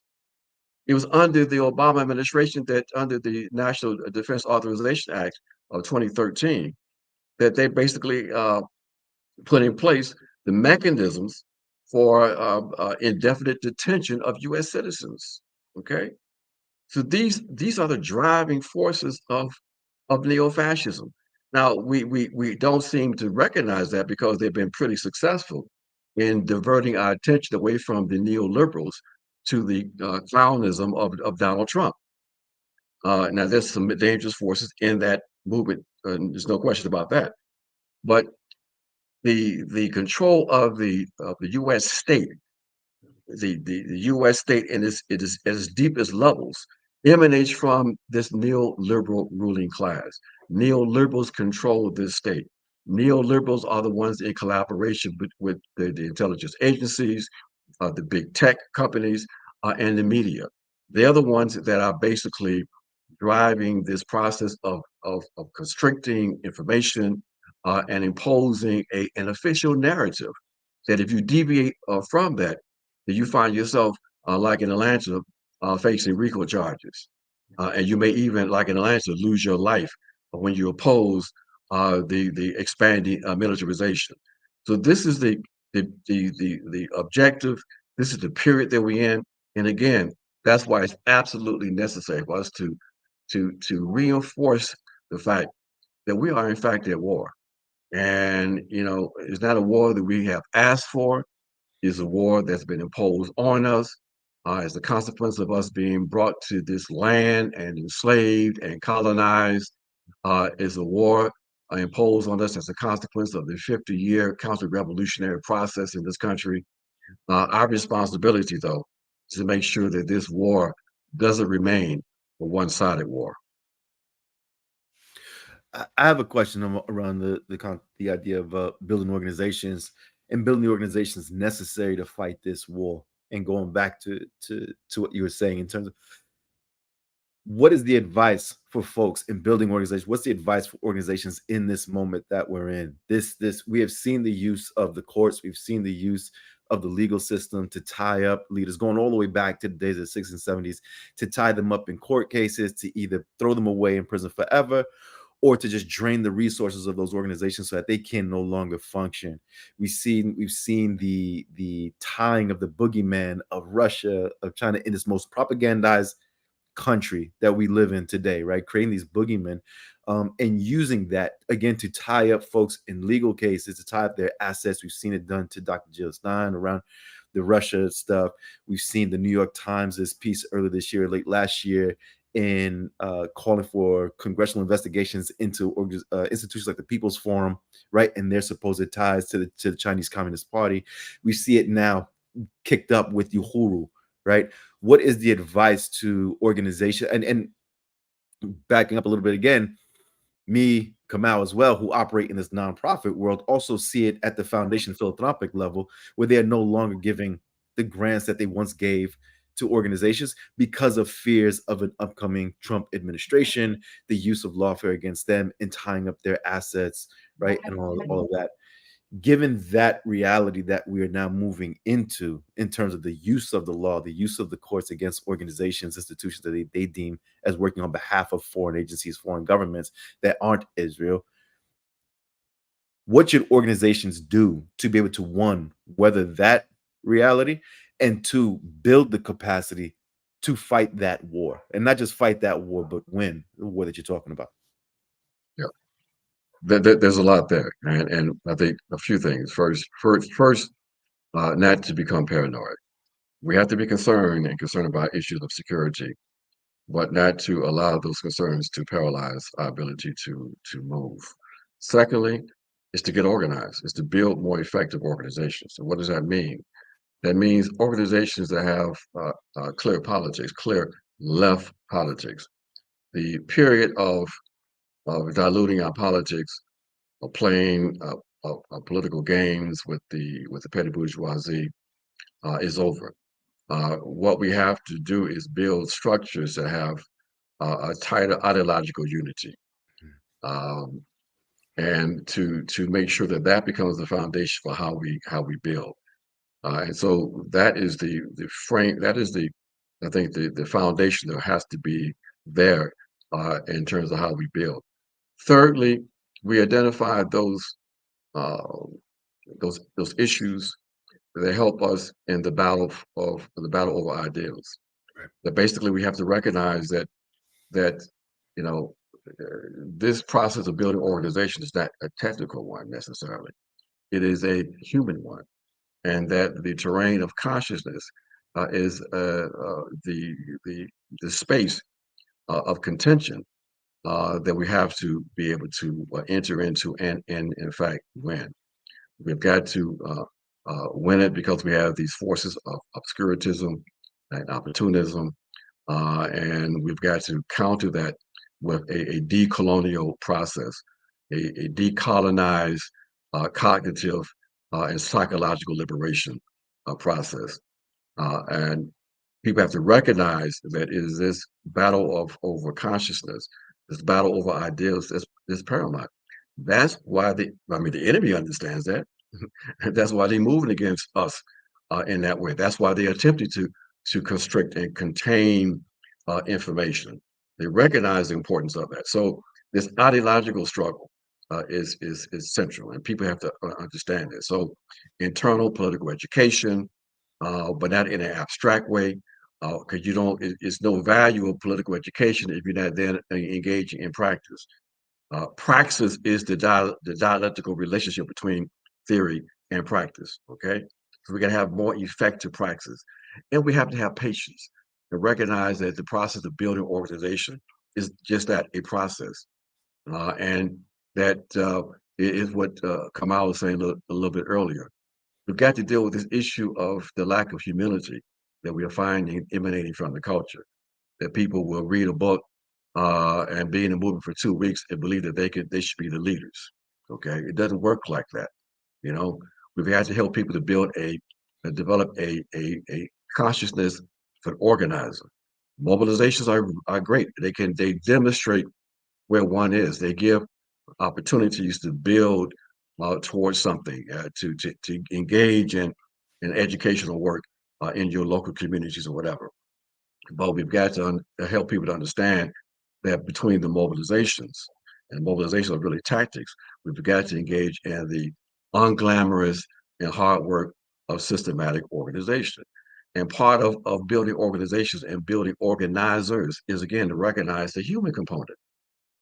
80% of the skills of an organizer are human, you know? And so exercising patience, you can't organize without having a love for the people, because you're going to run into so much bullshit that basically if you don't love the people, you could be out of the movement pretty quickly, okay? So you've got to be able to have patience. You've got to be able to experiment with the language.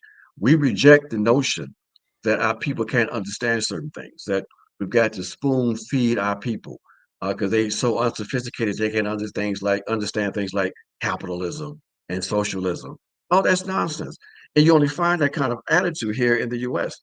You know, in the global South, you know, the level of discourse is so much more sophisticated because people don't have this kind of backward notions about what the people can understand.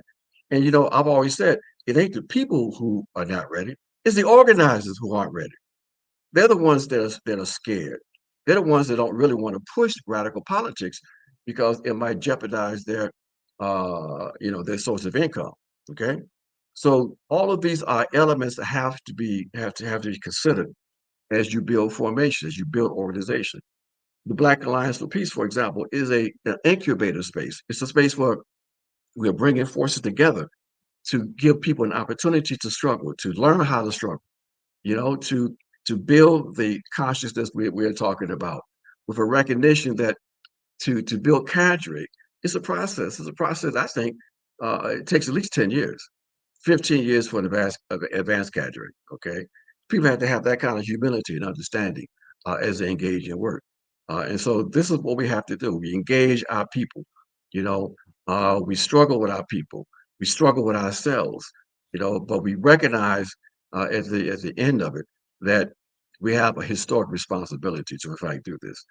That this is something that is our responsibility because we are standing on the shoulders of those people who came before us, those people who still can hear the drums, the drums of liberation. Our responsibility is to fight this enemy, not to collaborate with it, okay? But to struggle against this enemy for ourselves and for global humanity. Because if we don't shift power away from these maniacs, these freaks, to the people, then basically we are facing an existential threat globally, because these folks are determined that they're going to maintain the structures of white supremacy, or they're going to blow all of us up. We're not going to allow that to happen.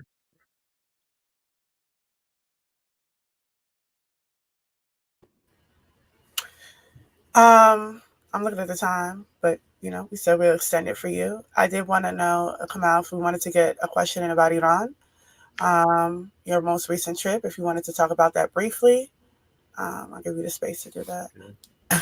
And in fact, not just Iran, I mean, I want to delve a little bit into with you the axis of resistance that's happening, again, all around that area.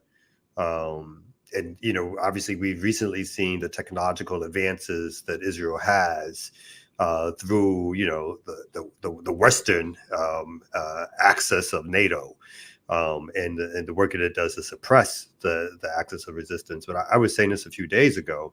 Even with these setbacks, the axis of resistance, if you look at it sort of like historically a 10-year span, it is more powerful than it's ever been in terms of its ability to move people, to move resources, to have asymmetrical warfare in the West. I mean, on the Western colonial empire that is trying to situate itself through Israel in that part of the world or whatever. So curious about not only your thoughts on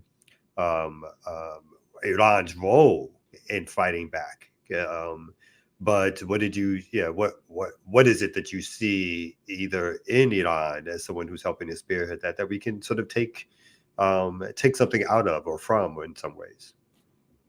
Well, let me say that basically what we found in Iran is what we find every place outside of the West, and that is people who want to live in peace, people who would like to have the ability to develop their own project along their own lines.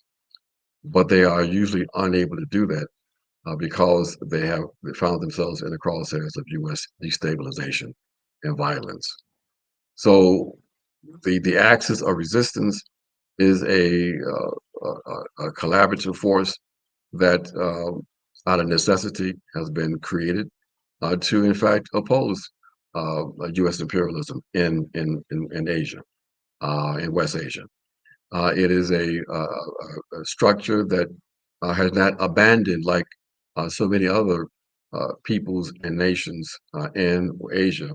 They have not abandoned the Palestinians. In fact, they see Palestinian liberation as key to the liberation, to the decolonial process in West Asia. And for people who don't remember, when we talk about West Asia, we're talking about the European term of the so-called Middle East.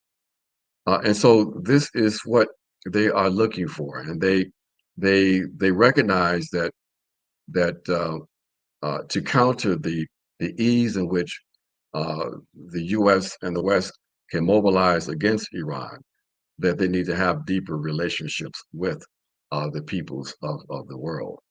But see, this is where the danger comes in, because when we connect up with the people, and when we are attempting to build relations with the people, then the authorities that are our captives, they then identify that as subversive activity, and people are afraid to, in fact, engage in that. But we say that we are human rights defenders. We exercise our right to assembly and right to associate with anybody that we feel that we need to. Okay, and so we're not going to be intimidated by this. So this is important. The escalation of tensions right now is a consequence of the continuation of the slaughter of Palestinians. Forces in West Asia have decided that they are going to continue to support the Palestinians, and they have been engaging the enemy of Palestine militarily. And that has led to tensions and led to the real possibility of a military confrontation, because forces in the Zionist occupation force, the Zionist state of Israel, find it convenient to escalate to a conflict between itself and the forces in Lebanon and other places in West Asia for their own particular reasons. So this is a very dangerous moment. It's even more dangerous from the point of view of the fact that there's no leadership coming out of the white people's house, out of the White House. Biden, we don't know who's in charge of U.S. policies. Okay, we know it's not Harris. Harris basically is she says and does what the rulers tell her to do, and we know it's not Biden either. So it's not clear who it is besides the leadership of the intelligence agencies. There's a reason why you have the leadership of the CIA and Mossad, the Israeli intelligence agency, collaborating and playing games and pretending to be trying to bring about a ceasefire agreement. It seems like these agencies are the ones that are driving policy. These agencies who represent the deeper elements of the state. So this is a very dangerous moment, and you know, we are connecting ourselves with helping people to understand what's in play, and hope that we can do that for as long as we can before we find ourselves also being shut down. And yes, let's talk about the quick election. I don't want to take all your all's time. So, yeah, I had a quick question. We've seen the genocide in Palestine really throw a monkey wrench and just really shake things up in this election, especially with the Democratic Party.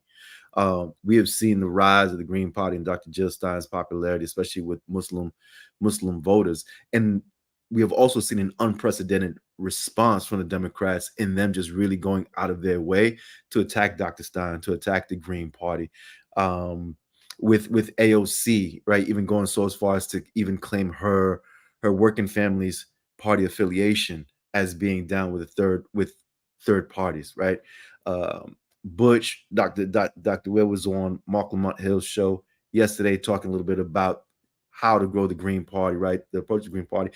And if you want to ask you, one, why do you think, right, the Democrats are just kind of like waging this unprecedented fight against Dr. Stein and using all of the instruments of the state, from their breakfast clubs to their media to everything, right, just to kind of really go at Dr. Stein to undermine her campaign? And two, if you can, what are the fundamental differences between the Green Party and the Working Families Party, who is also trying to like lift themselves up as an alternative to the duopoly, while at the same time oftentimes carrying the water for the Democratic Party, with even one of their members, AOC, right, going at Dr. Stein the way she does?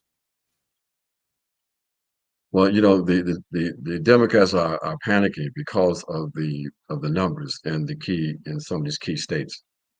They understand that if there's significant resistance to their lesser to evil strategy, their fear mongering around Trump, and that people actually seriously consider a third party vote, then that can seriously threaten their ability to win the electors in some of the key states, places like Wisconsin, Pennsylvania, Michigan, North Carolina. Now we see that Georgia's also in play. And so the first thing they did was they began to sue the Green Party and try to get it knocked off the ballot. And they have been largely unsuccessful as a consequence of that. I think the last suit was in Nevada that they ended up losing. And so this is about power politics. This is to try to maintain the possibility of a Kamala Harris winning the presidency, and is also about the politics of what this country may look like going forward.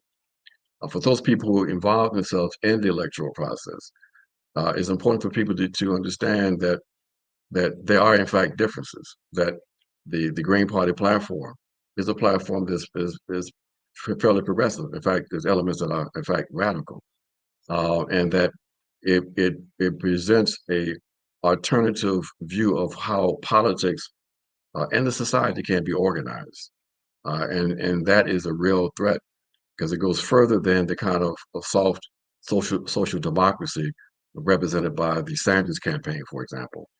And so they are really concerned because they also know that when the electoral cycle began, something like 40% of the electorate was open to the possibility of supporting a third party. And with the reactionary positions of the Democrat Party giving a green light to Israel, they have undermined themselves in these key states, in particular in Michigan. And we see even with the contradictions of the uncommitted movement, where the leadership there was when they placed these individuals on top of the leadership of the uncommitted movement, that came out this weak statement the other day that suggested that they, in essence, they still are collaborating with the Democrat Party and going to sell their own people down the road. It shows you how opportunistic they are, and it kind of reminds us of some of the Black neo-colonial leaders that will sell us out in a moment's notice. But the uncommitted movement in Michigan and the support from Arabs and Muslims for the Stein campaign is absolutely significant. And so people have to recognize that with that movement and with the articulation of a policy platform by the Harris campaign that clearly indicates they're going to continue the policies of warmongering. Your vote is a statement of your values and your principles. And we should not be worried about the consequences of some kind of Trump returning to the office. Who cares about Trump? As African people, when have we been afraid of any one white person, no matter what office they may occupy? Trump was in office for 4 years. What impact did that have on us?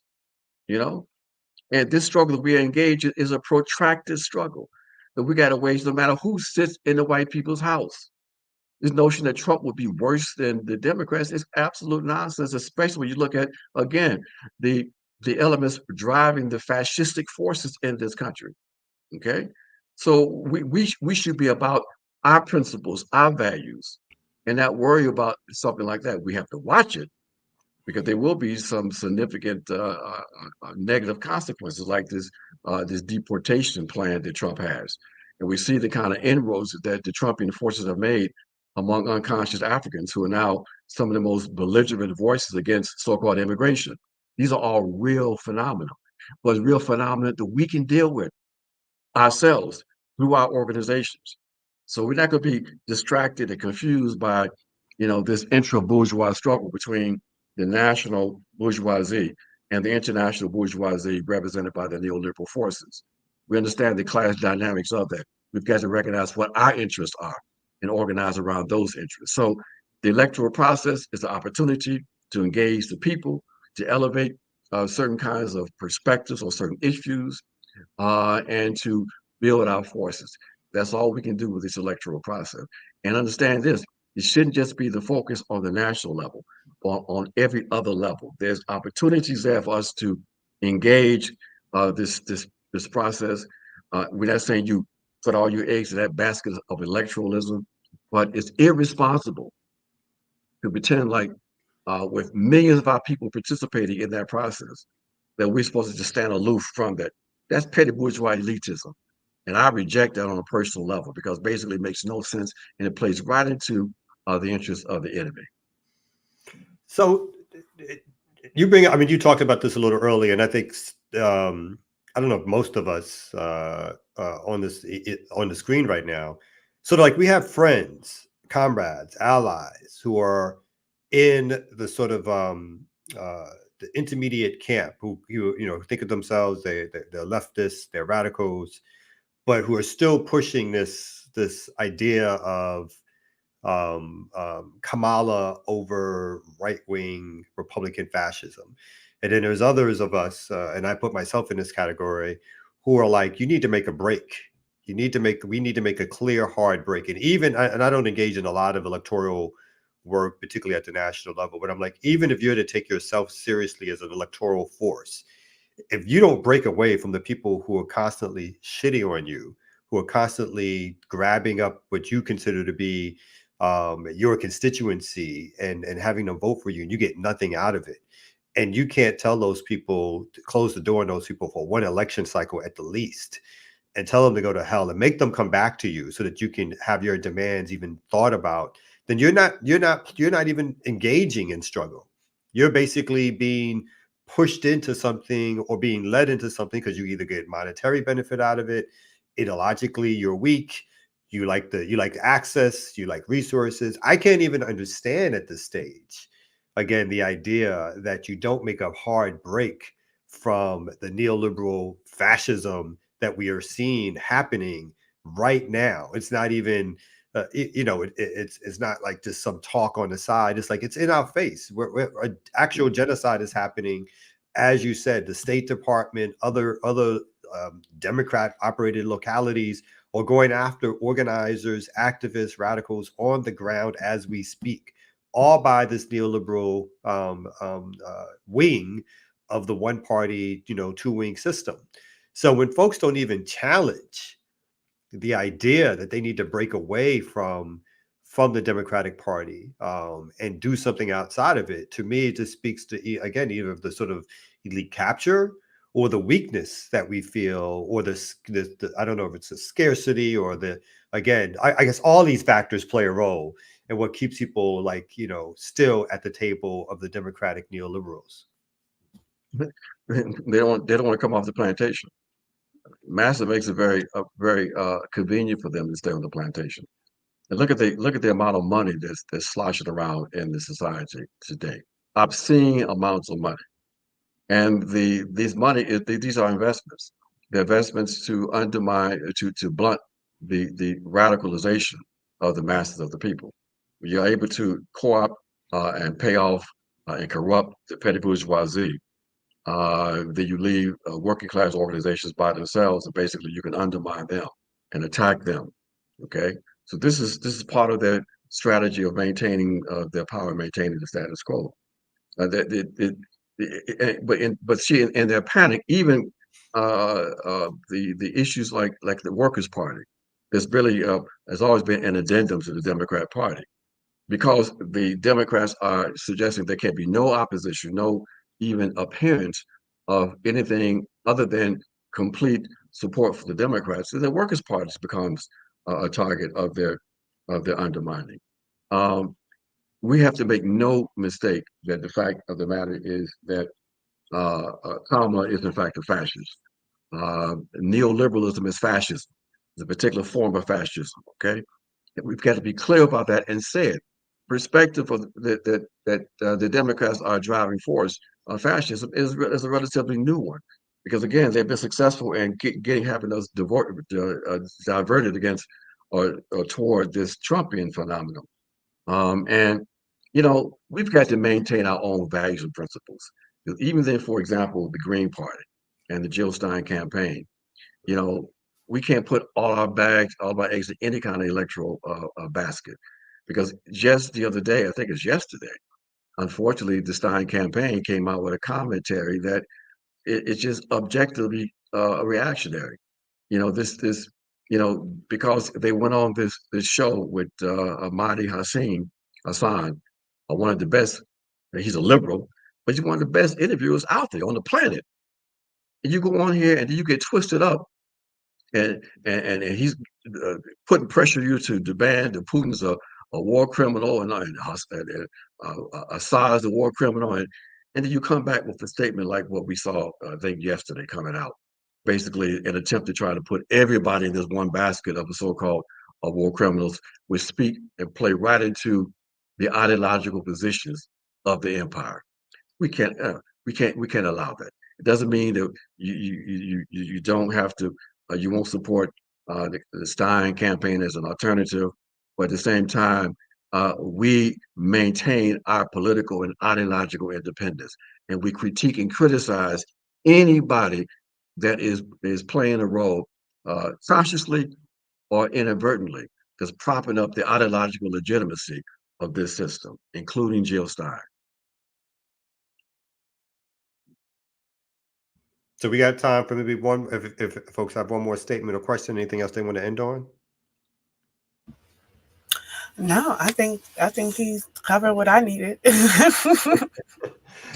Jamu, thank you so much for coming on. We really appreciate it. You should be a regular on Fridays, brother. What are you doing on Fridays that you can't come on like 8 to 10 and Go ahead and commit to something else. Go ahead. Yeah. No, he should. I dare you. I dare Talk you. a little Big Daddy Kane, little music, bust out the ear doc. You know what I'm saying? I'm gonna come whenever y'all call for me. I come. I don't know about 2 hours, but I would definitely come and chop it up with you. But I really appreciate the invitation. This is a very, very important outlet, and I'm so glad that we have it for us, for our people. So really, really appreciate all of you. We appreciate having you, brother. Appreciate So we're gonna let you drop off, and then we're gonna wrap up the Thank you. show. So we really appreciate you being here. The ear doctor himself has left us, and so that means he's left me in charge. So you responsible for the mix? Nah. Be like I'm responsible for bars pressing the buttons to end the show in like approximately 2 minutes or so.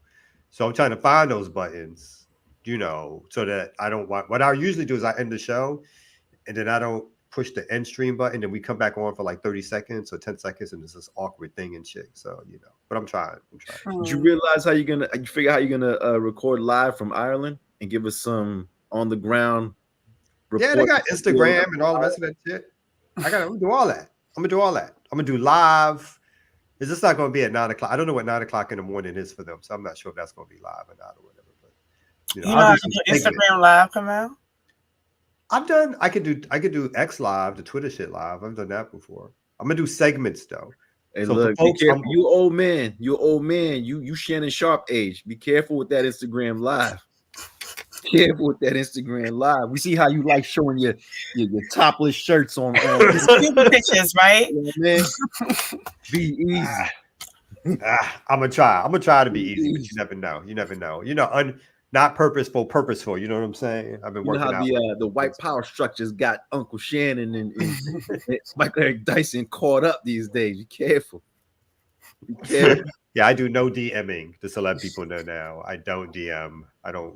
If you DM me, it's going to be like months before you hear a response back. I don't leave DMs. I don't do DMs. Yeah. I won't see nobody's pictures. In fact, I ask you not to send me pictures, and I will never ask you for pictures. So let's just get that clear or whatever. Clip that. Now, we'd love to hear some reports from on the ground in Ireland. That'd be dope.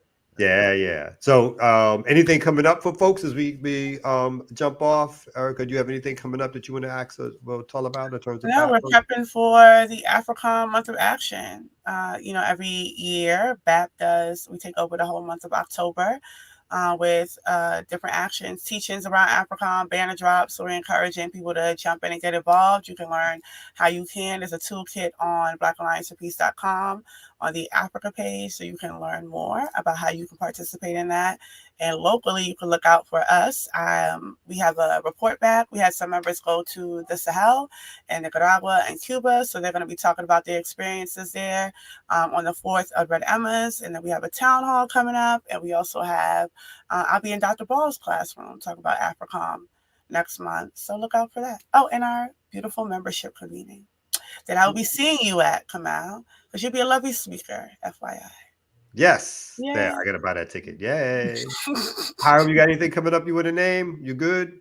Nah, the only thing is the big protest on the 26th or at the UN at Bryant Park, the Arrest Netanyahu at the United Nations action that folks are putting together. So that's 3 p.m. September 26th at Bryant Park in New York City, if you can make it. All right, thank y'all. Everybody support Black Liberation Media. You know the places. We're going to clip this segment with the John and put it on. This is our new Friday edition. We're going to be on every Friday at 8 o'clock. We don't know all the guest hosts who are going to be on, but we're going to keep it fun. We're going to keep it moving, and we're going to keep it radical. Peace, everybody. Have a good weekend. Remix.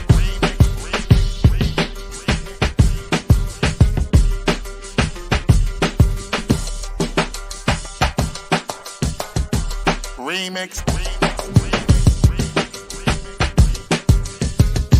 Remix. Remix.